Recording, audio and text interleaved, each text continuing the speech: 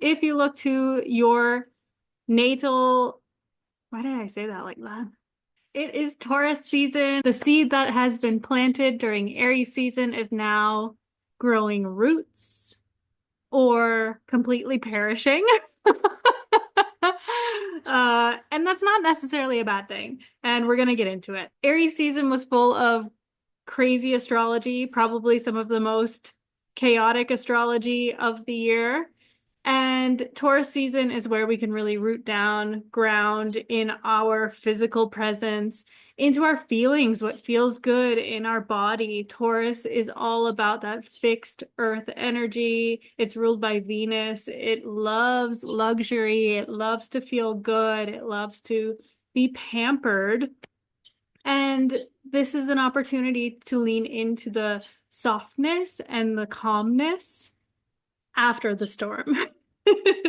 So let's get into it. But first, I am Caitlin. If you don't know me already, I am a sober astrologer and I use astrology, which was actually the tool that really, I think, helped me to get and stay sober. That's a story for another day. But now I'm helping other people find and embody their astrology, leaning into the natural ebbs and flows that come with natural cycles and being human on this physical earth, and also breaking the boxes. So, using our astrology to really break the boxes that maybe we were stuffed into or we might have put ourselves into along the way in order to be our most authentic selves. If that's you or something you aspire to, definitely hit subscribe and follow along. And I hope that you'll find something of value in this video today and those to come. So today we're going to talk about Taurus season from April 19th or 20th, depending on where you are in the world, until May 20th, 21st.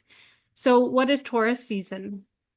Taurus season, like I mentioned before, Taurus is fixed earth. It is slow, it's sustainable. We're tending to the foundation. Like I mentioned, the roots that are building. We are creating that fertile environment in order for whatever seeds that were planted, whatever sparks that we might have had during Aries season, during eclipse season, during retrograde season. We're now allowing those things to take root. Or maybe we're realizing that that might have been a little bit of a rash decision and it's not really something that feels aligned with what I want to pursue. So maybe some of those seeds are dying off, which isn't necessarily a bad thing. Taurus season is that time where we can come back into our senses, the five senses specifically: touch, taste, smell, touch, taste, smell, sight. I'm missing one. Smell, sight, sound, like the birds. If you can hear the birds in the trees.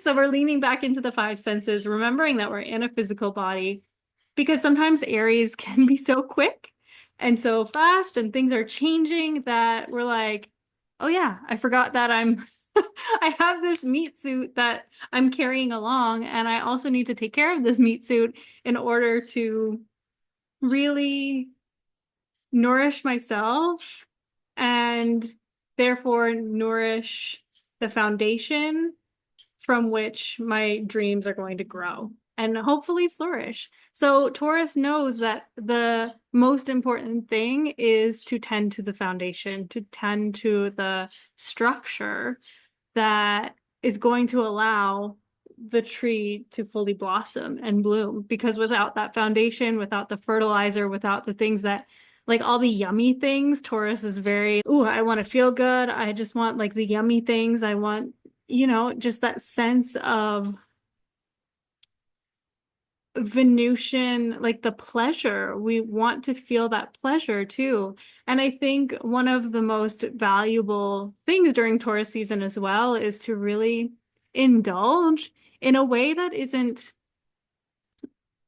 taking you out of your experience, taking you out of your body, but in a way that's more, oh, yes, I am worthy of this. I deserve this. Because I am here living on this earth, I have a right to feel good.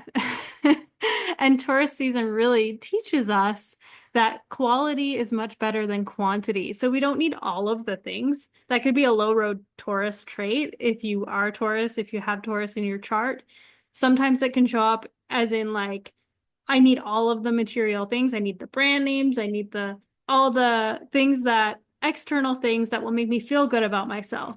But then along the journey, Taurus realizes, oh wait, like it's not actually about what's on the outside. Although it's not a bad thing if we are like Taurus really likes quality. So we may not go for all of the things, but then at the high road, Taurus can really sink into like, okay, what things do I value? Which things do I want to be higher quality? How can I improve the quality of my life, my relationships, my experience here as a physical human being?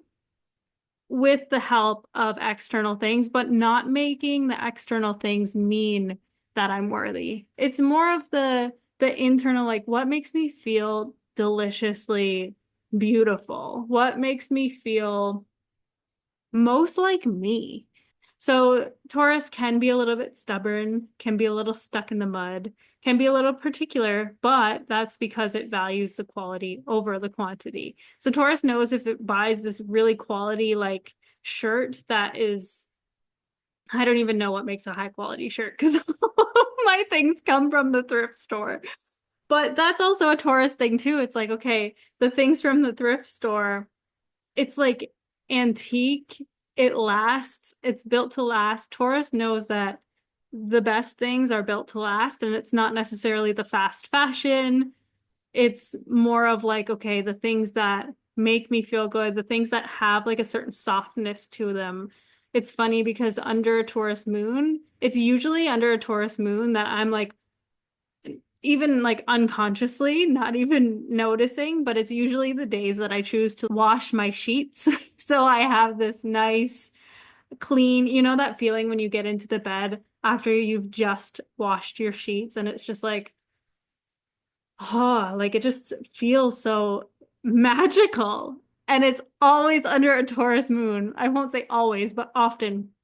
I'll look at the astrology and I'll be like, "Oh, that's why this feels so delicious because Taurus really values the things that are soft, the things that feel good, the things that are a little bit higher quality." And it can be particular in that way. And also Taurus at the highest expression really knows how to move slowly. Taurus knows that deliciousness and like the sensual nature of being in a body and like moving slowly and being present.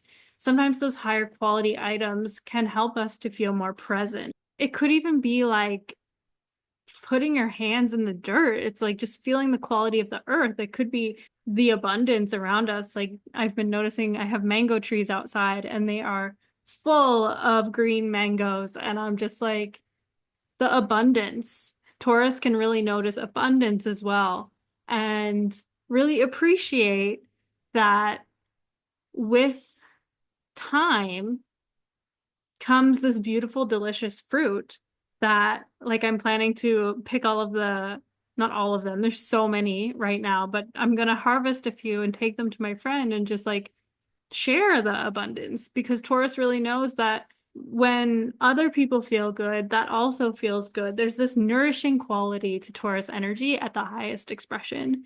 So it's not necessarily like I've been seeing a lot of things about going viral, and I think a lot of people are maybe moving away from that or trying to untangle some of the self-worth stuff around that, especially for Taurus season. There's a lot of self-worth stuff that can come up, and it's just like, what do I find worthy? What do I find valuable? How do I define my own worth? How do I define my own value? Is it with the virality of a post that got like a million likes, or is it the connection or how I feel when I'm showing up, or the connections that I'm making with my community? So there is this changing during Taurus season, and I'm not necessarily saying this is where you're at, but just as an example, we're building on what makes us feel good. Maybe it is the virality, or maybe it is just like touching that one person that really needed to hear what you had to say. So if we go a little bit deeper into that, the ruler of Taurus is Venus, and Venus rules over our worth, our values, our self-esteem, our relationships as well. But when Taurus is involved, it's very much the sensual nature of the Venusian quality, like the quality of the fruits that we're eating. Like when I think of Venus as the ruler of Taurus, I'm thinking of like goddess energy. I'm thinking of like, someone feeding this goddess a bunch of grapes and she's just like laying back and receiving. It's very receptive. It's earth, it's a feminine yin energy. And this is also the season where we can work out any of those limiting beliefs in how we receive. So thinking about how we receive, thinking about how you receive, like how do you receive a compliment if someone was to come up to you and say, "Hey, I really like you look really beautiful today. You look amazing today." How would you receive that? It's food for thought, because that can be a very telling sign of how receptive you are to others showing you appreciation. For extra insight on what you might value and what to maybe focus on during Taurus season, look to where Taurus is in your chart for sure. Which house is it in? This will show which area of life is being lit up for you as the sun moves through the sign of Taurus. And also, bonus, if you look to your natal Venus, you will see more clues on what you value. So if you look to your own natal Venus in your chart, where was it at the time you were born? Which sign, which house? This will tell you more information of what maybe you value, or maybe where to lean into receiving more this month, or what to maybe untangle around your own idea of worth and relationship, and like your own relationship with your self-worth and your values. And if you do want some more insight, pop your Venus sign and house in the comments and I'll give you a little extra insight. But for everyone, tips of things to prioritize this month. And I also wrote about this in my Substack, my most recent Substack post. If you like to read long form articles, definitely check out my Substack. I write over there as well. And some things that I wrote in that article of things to prioritize this month is to prioritize pleasure. So leaning into those five senses, like I mentioned before, slowing down, take a breather. I'm noticing even myself, like I'm trying to speed along. And it's so funny. The first day that Taurus season started, I was moving so fast and I had already written this article telling people that it might be a good idea to slow down. And I did not take my own advice. And I fell down a couple of stairs, like one off of a ledge, I guess, one stair. But I twisted my ankle, I twisted my wrist, I landed on my back. My back still hurts. So I was like, really? But I guess I needed my own advice and I didn't take it. And since that fall, I've been moving so much more intentionally, so much more slowly. So where can you be more intentional? Where can you walk a little bit more slowly? Oftentimes I'll notice myself like just going to do the thing that I'm on a mission, like go, go, go. But then how can I slow down a little bit? Like feel the earth beneath my feet. Chew more slowly while I'm eating, actually tasting the food that I'm eating. Breathe more slowly, breathe down into my stomach rather than into my chest, which sometimes I find myself doing. Touch more slowly, linger where you can. How can you talk more slowly? I've just been like Speedy Gonzalez going through, I feel like Speedy Gonzalez. I know I generally talk more slowly. My son is in the second house. It's a Leo sun, but it is in the second house. So I feel like I'm a bit of a Taurus in disguise. So oftentimes when I feel like I'm talking really quickly, I'm actually moving like a tortoise. And people are probably like, could you pick up the pace, woman? But even if you're watching content in like 2x time or 1.5 time, maybe bringing it back to like normal speed. That could also be something. Like, are you just trying to muster through it all and just get to the end as quick as possible? How can we slow down? How can we be present? Maybe if you have a tendency of being on your phone at the same time as you're like watching a show, maybe focusing on one thing, prioritizing one thing at a time.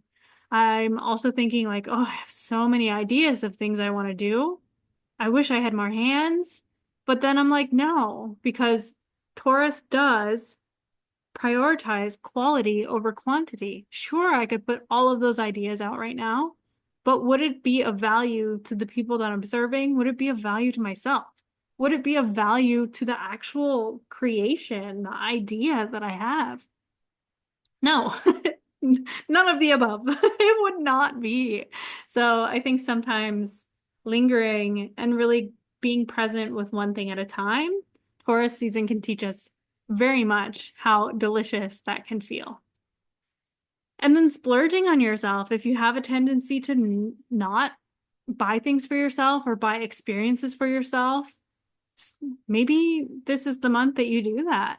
Buy something you've been wanting. Spend money on yourself in a way that feels maybe a bit luxurious. I've also been working on getting more massages because in my mind, I'm like, oh, that's a frivolous thing that I don't need and I can save money. But then on the other hand, it makes my body feel good, especially after the fall. I just went yesterday for a massage and I was like, man, I really, really needed this. So giving your body those experiences, showing up for yourself the way that you might show up for another person, or maybe even showing up for another person if you are very good at splurging on yourself. This might be a season where you show your appreciation for someone else by splurging on them a little bit. And then lastly, putting a plan in place, mapping out your next steps, paring down things also. Maybe you're like me and have a million ideas of things you want to do. Maybe just focusing on one thing or two things, really just being present in the things that you're doing and noticing how your body reacts to that. How does it feel when the plan is mapped out? How does it feel when I'm focusing on one thing at a time rather than 87 things where like we're living in a world where everything is fighting for our attention and just noticing what happens when we give presence to the thing that's right in front of us. And if you want to go a little bit deeper, I have my new moon circle on April 27th at 6 p.m. Pacific time. So if you want to spend an hour together live on Zoom, I would love to have you there. I'll talk about the new moon, the energy of the new moon. This one's a little bit feisty, but I think it's very important also because it'll allow us to get more honest with ourselves. This new moon, I would imagine, is going to bring up some discomfort. So if you want some support in setting intentions and working through any discomfort that may be coming up, highly suggest joining us. And you'll also get a chance to have your chart looked at by me. So if you want to see how this new moon is affecting you personally, definitely show up and I'll look at your chart live. And you'll also get an opportunity to journal, probably some meditation. I usually pull the activities that we do from the energy of the new moon. So whatever I feel might be helpful, we're going to lean into that. Definitely some physical body work, somatic work, grounding, embodiment. These are all very Taurian words. So if you want to join, I'll put the link in the description below. And if you're not ready to spend money on the new moon circle, I do have a free PDF guide through the phases of the moon. So if you want to get to know what a new moon even is a little bit more deeply, have some prompts, have some things to think about, I have a free PDF guide you can download. The link is also in the description. Yeah, I hope you have a great new moon.